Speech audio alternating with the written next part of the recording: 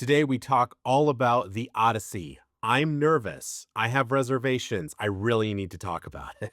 And on the opposite side of the spectrum, I talk hype over the season finale of Daredevil season 2. No spoilers, because Heath hasn't seen it yet.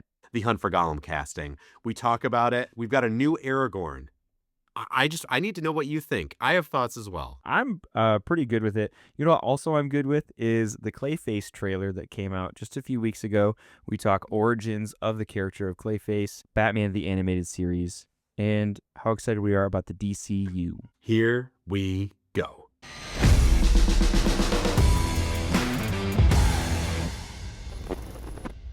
The Odyssey is really throwing me off, man. What are your thoughts on Okay, it? why? For me, it's the American accents. Mm-hmm. Using the word daddy in an epic is it's my new ick.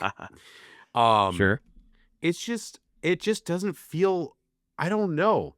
I'm feeling conflicted because I saw the 8-minute IMAX scene, and I Yeah. was like really pumped. But it just, the language, the American accents, it just feels kind of bleak.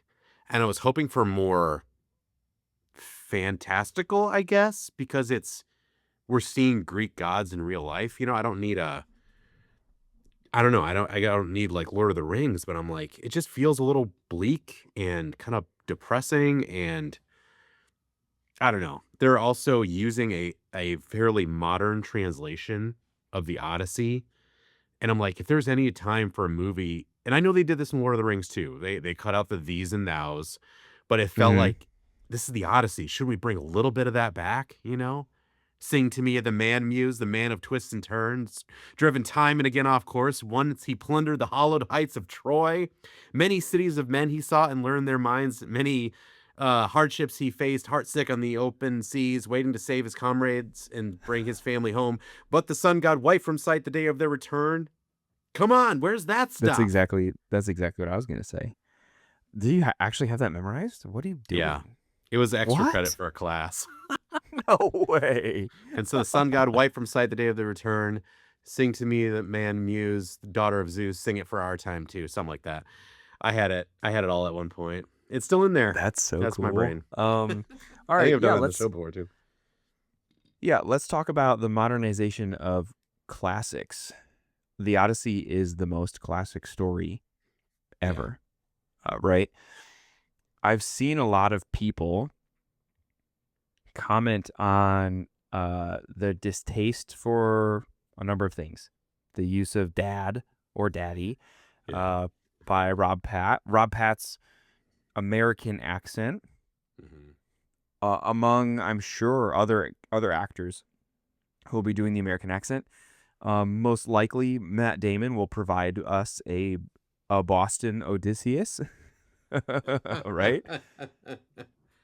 Is Poseidon. this I don't even know how would you say Poseidon? Poseidon in a Poseidon, dunk. park Yeah. park your chariot Poseidon. over there. What are you doing? Um, yeah. Does a modern rendition fail if there is a lack of language to the source material? I'm not sure exactly how to um, voice a concern. It doesn't super concern me, so That's good to know. I'm glad that you feel some conviction about this. That you're like, no, I'm familiar with the Odyssey. You've obviously memorized Hmm. a good chunk, a nice little Yeah. chunk there. Um,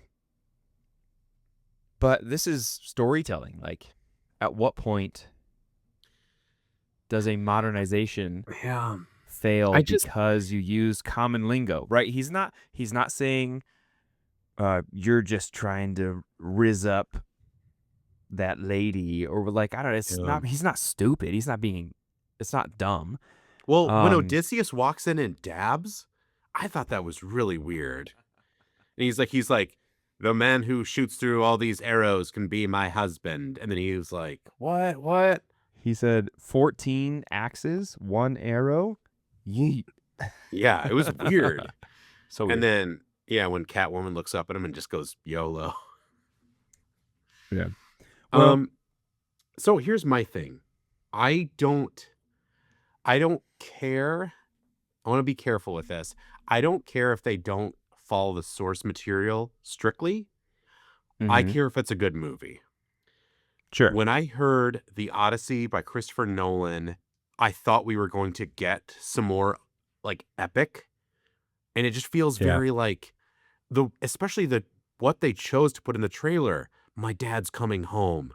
I'm like, "That doesn't feel like The Odyssey," and I can't go back before Lord of the Rings came out. Maybe people thought the same thing there. It's like, you know? But even the Lord of the Rings, because they cut out, like, some of the more Old English language from the book Sure. And and did eloquent more. songs and speeches. They're Yes. like, this doesn't really work.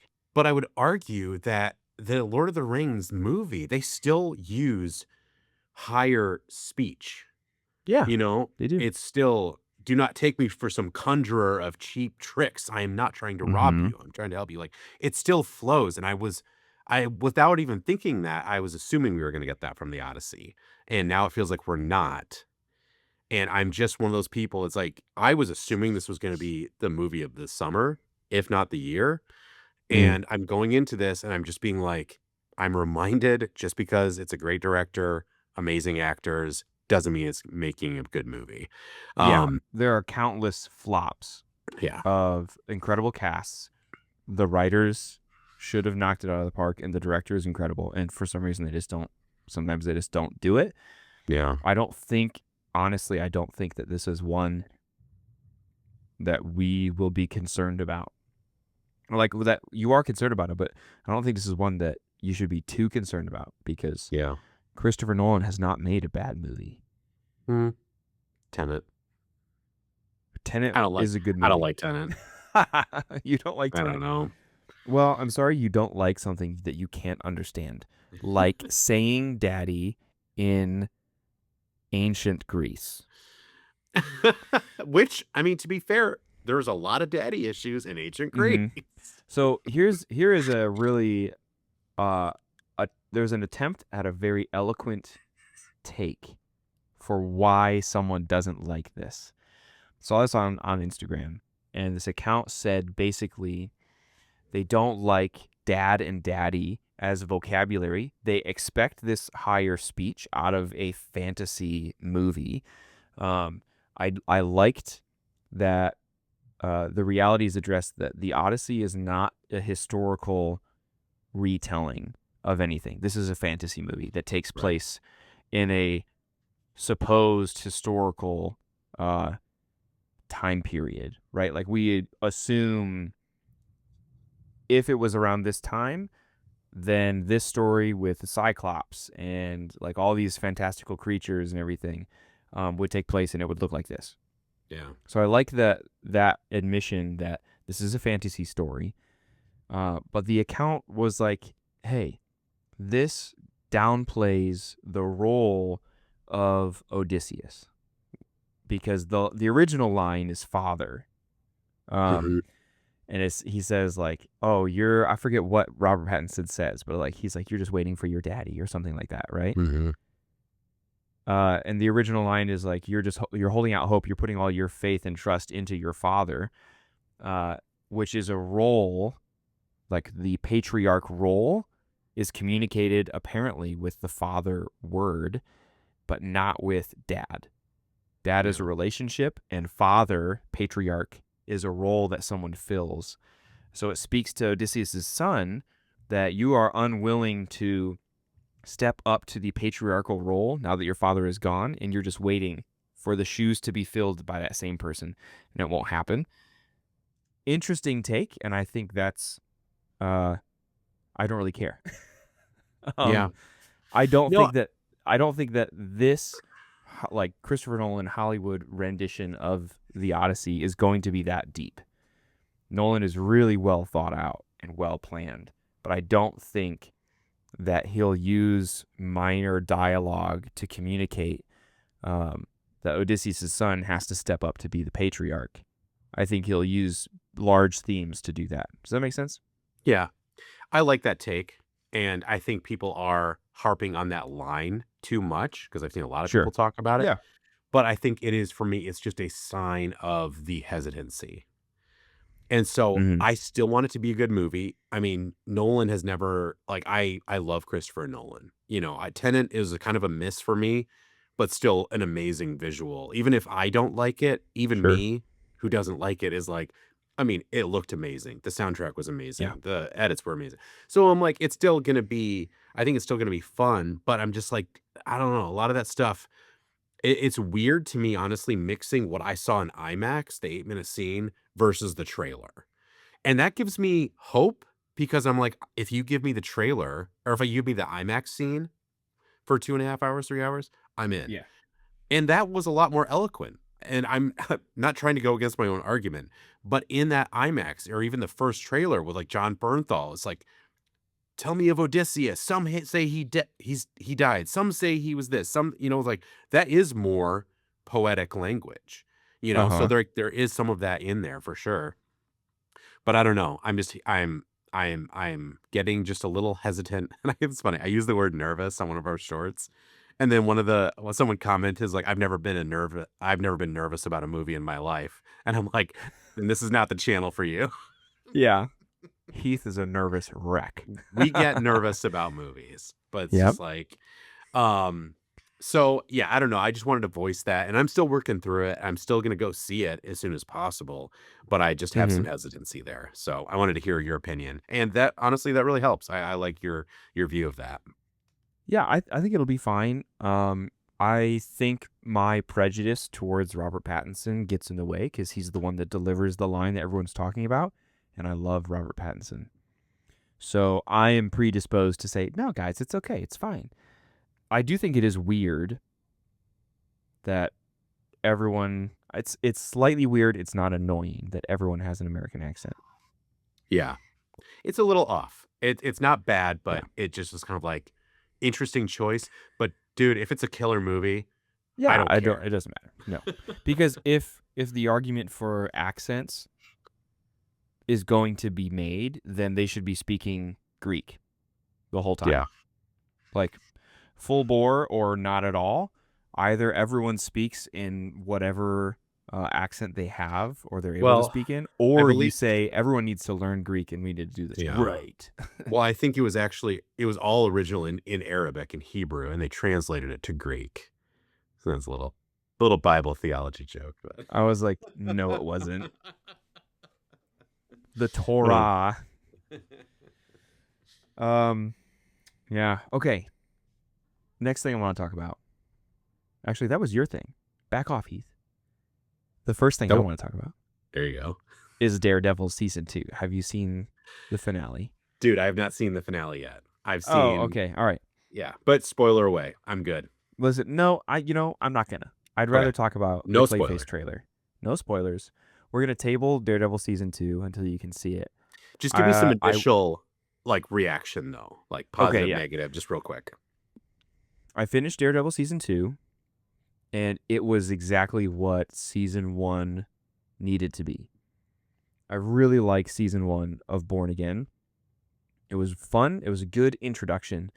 Ultimately, I left that season feeling like it was the first 3 episodes of a true season.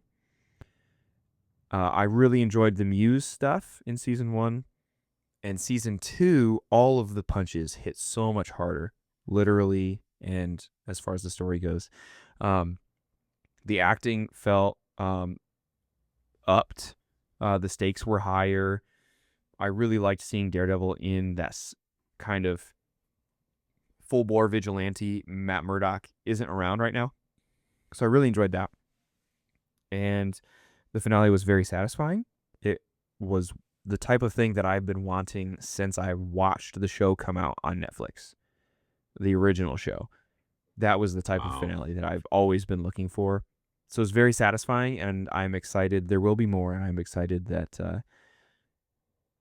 this is the trajectory that Marvel is going, because it feels like Daredevil, the Punisher. Well, obviously the Punisher will be in the Spider-Man movie, but it feels like Daredevil and all those like Netflix superhero shows will have some meaningful connection. in the next stage of the MCU timeline.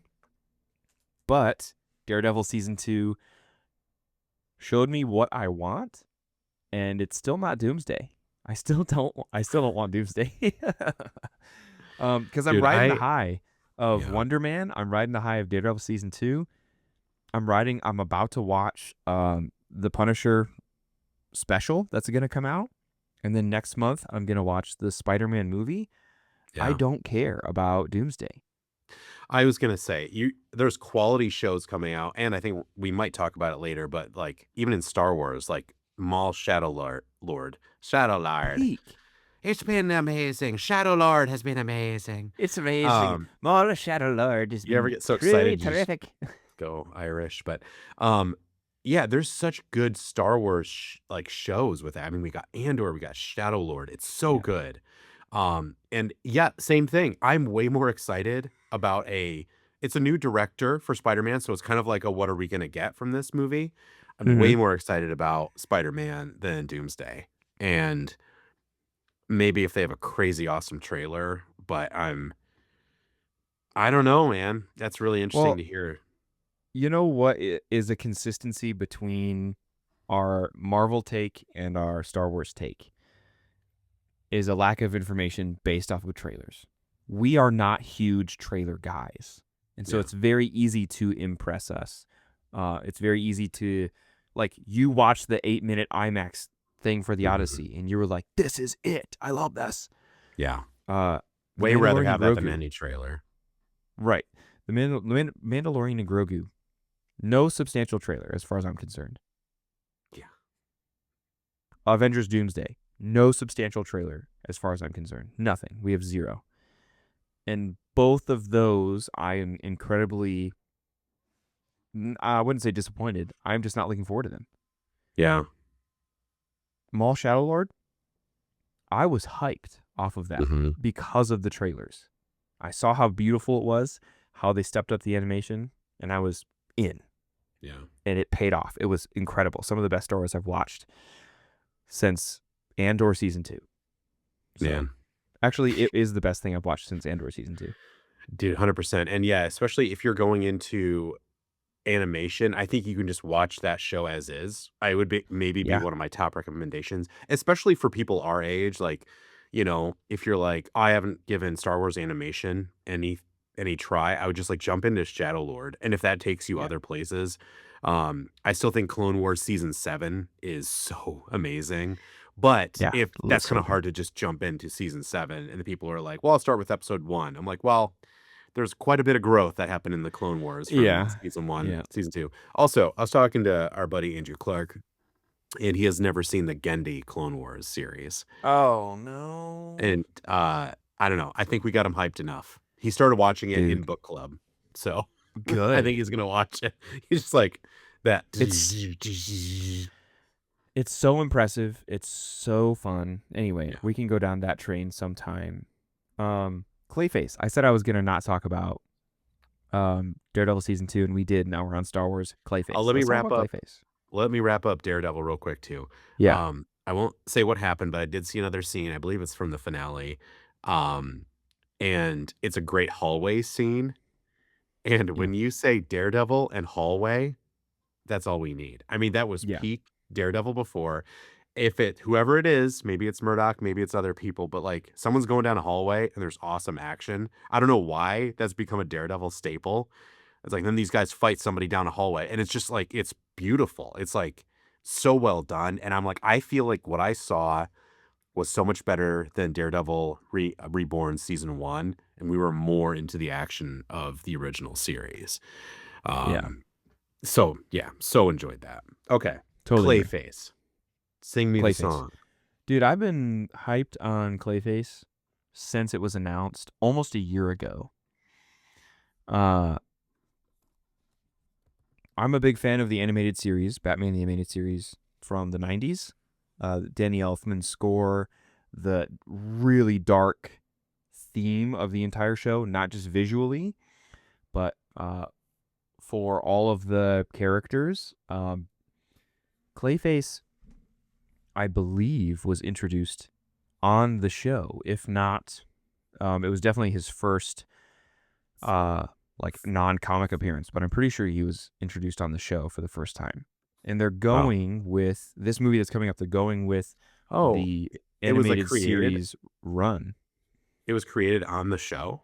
Like, it I'm wasn't a fairly comic certain book that character? Clayface was invented for the animated series show. I could be wrong. Dang. But if he wasn't, then it was very close to the release of that season. But I'm pretty sure that's right. So anyway, the story for the animated series character Clayface is so far, as far as we can tell, pretty much a one-to-one. That's what we're going with. Um, an actor who's B-list for pretty much his whole career around Hollywood is trying to break through into A-list acting, like be a big name, and the pride of humanity, the hubris that he develops in the atmosphere of Hollywood, essentially convinces him to go to some inhuman lengths, or go to find some non-typical uh, seek out some non-typical help for gaining some traction in Hollywood. Hmm. Uh, it is incredibly horrific in the trailers. The animated series was so scary as a kid. I was like, I can't watch this. I can't watch this show. I shouldn't be watching Um, this. Mom? yeah, like what's going on? And so I'm glad they're keeping that tone. I'm really encouraged by James Gunn, who is willing to step outside of the main superhero genre style of movie for the DC, and that he's very open and willing to have multiple genres existing inside of the same timeline, Hmm. because that's humanity, that's reality.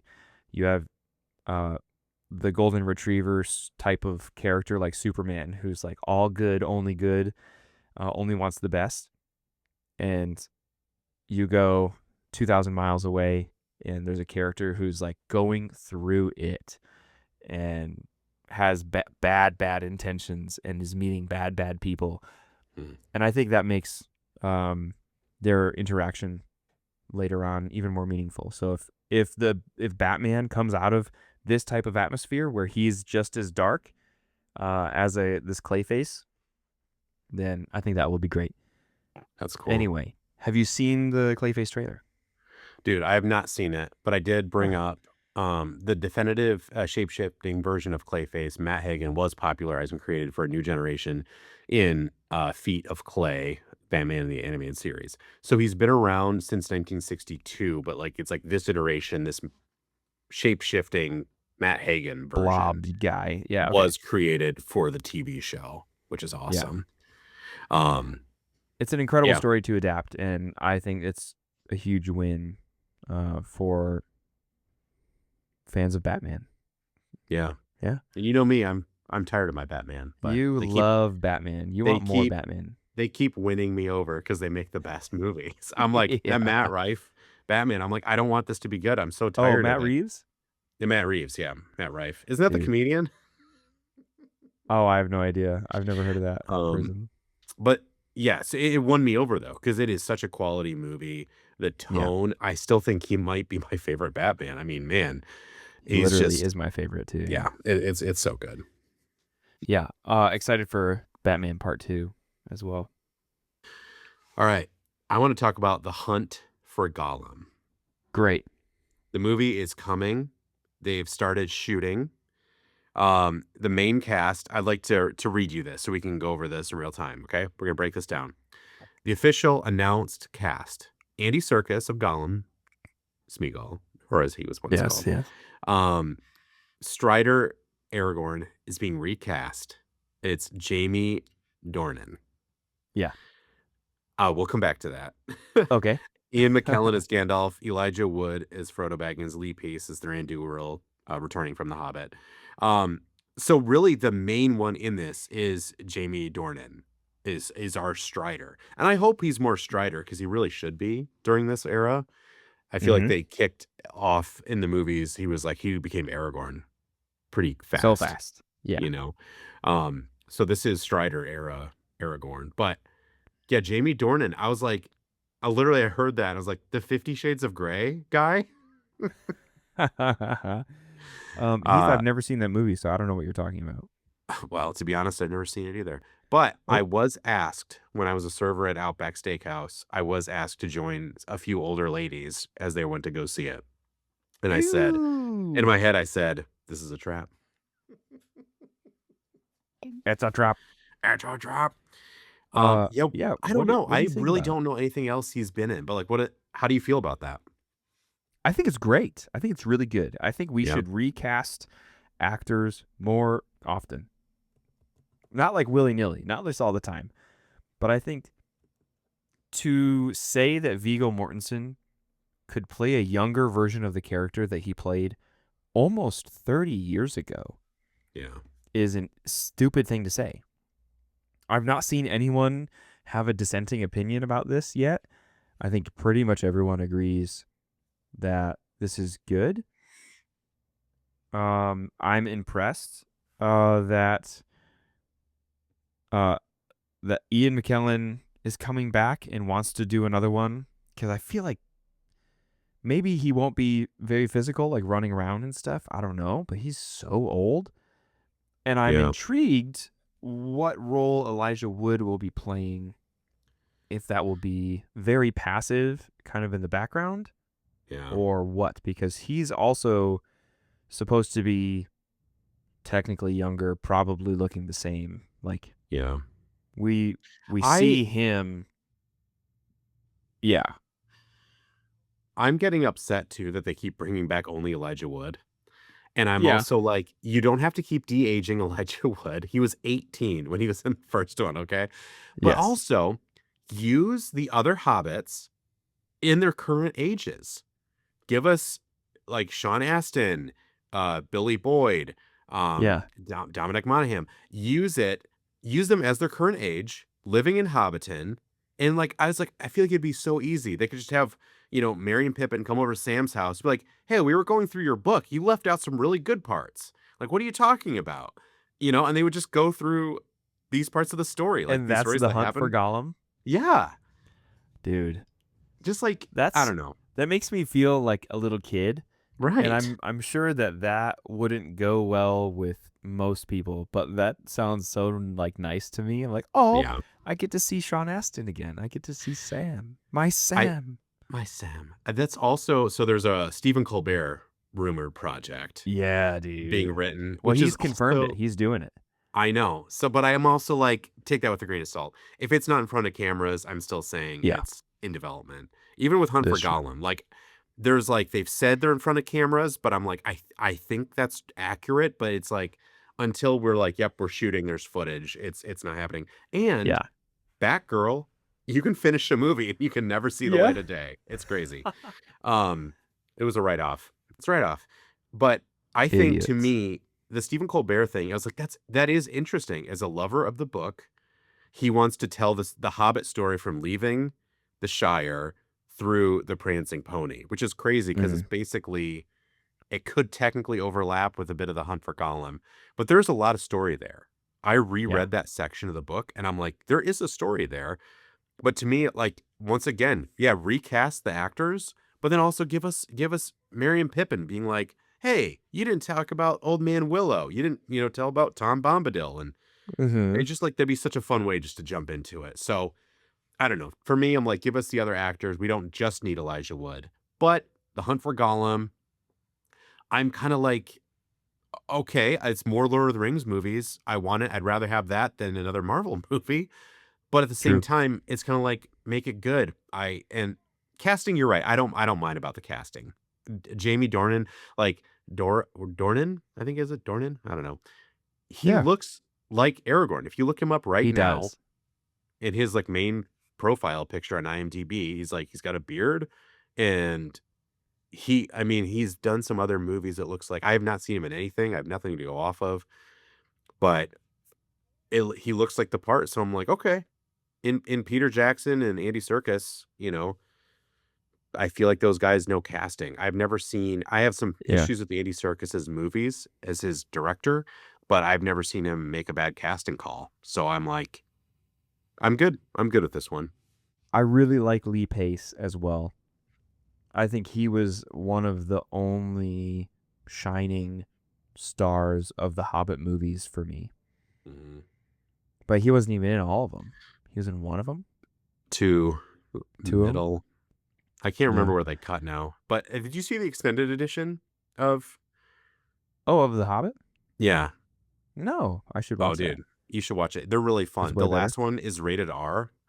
I wouldn't say it's No better. It's way. more. It's rated R, and they go crazy with the monster. Like straight up, the ending Cool. of the extended edition of The Hobbit, so the Battle of the Five Armies, it goes like Dark Souls a little bit. Like there's like Awesome. like trolls with like their hands are been cut off, and they just have blades there instead. Like Peter Jackson goes to Wow. his horror roots. It gets That's pretty so gnarly, cool. and there's just so much blood. They're like, we have to rate this one R. It's like okay, um, but in the second one, uh, they have Desolation of Smaug, right? Um, Yeah. he Lee Pace, Thranduil or whatever, Thranduil, Uh, um, he has this moment where he's like, I have tasted dragon fire, and like he like gets up in their face, and then he shows like the like he's like basically does have scars from yeah. like being hurt by a dragon. It's just like there's certain things like that. It's like, man, he is pretty cool in those movies. Like there's the kind of like when you have Elrond or Galadriel as these pure elves of nobility, and you have Thranduil, who's kind of like he's good? Question? Right. Question? He's interesting, but it's a good indicator of the state of the elves in Middle Earth. Yeah. That's really the first meaningful time for Thranduil. That's for the first meaningful time that you see an elf cracking under the pressure of a Mhm. dying Middle Earth. Yeah. Because all of the elves, you know this, all of the elves are so deeply connected to the world of Middle Earth as it exists. Their well-being is connected to it, as well as the well-being of the earth, the ecosystems, everything is connected to the elves and their magic. Mhm. So when Lee Pace gives that moment of like the scarring and stuff, I think it's interesting that it's not a physical wound from a dragon that he tried to fight with a sword or something like that, but Mhm. he's showing the wounds of his connection to Middle Earth. And as Middle Earth is corrupting and breaking down, so is he. And that's why the elves can't stay. So it serves, I think, as really good context for the Lord of the Rings movies. And it's not as talked about as much, which is a No, shame. it's a really cool part of the Lord of the Rings. They refer to it as the long defeat in the books. Ooh, Let's hope that's not how we feel about the movie itself. the long defeat. I will say that Lee Pace is incredibly underrated as an actor. He's Ronan from Guardians of the Galaxy. Did you know Yeah. that? Yeah, Ronan. He's in. I'm almost done with Invincible season 4. He's in Invincible. He plays a character, voices a character named Thrag, and he does a great job. But he's in The Foundation, which was I think an Apple TV series about the Yes. Isaac Asimov sci-fi books, and he Mhm. does an incredible job. He's so good. So I'm just excited to see him again and the Yeah. character Thranduil. So All right, dude. Well, let's wrap it up. Trying to be respectful of your time. You've got a new baby. I mm-hmm. have children. We're in a busy life. We're not going to be consistent with our podcast. We're going to try. We're really going to try to do as much as we can. So we're trying to do our thing. So, Andrew, you going to take us home? Oh, I'll take us home. Ladies and gentlemen, thank you for listening. Thank you for watching. As always, you can find us anywhere you get your podcasts. You can also find us on Instagram, TikTok, and on YouTube. Head over to those platforms, subscribe, follow, like, whatever it is. Follow along with the journey. We are posting pretty consistently still on social medias, A whether or lot of good not we are discussion recording. over there. Yes, a lot of good discussion. It's really fun stuff. Yeah. It is really fun. Let us know if there's an area that you want to talk about. We'll make a video and create a space for that. So, got a lot going on over there, whether we record a legit episode or not. It's all popping off on our socials. And as always, Heath, go see a movie. Go see a movie.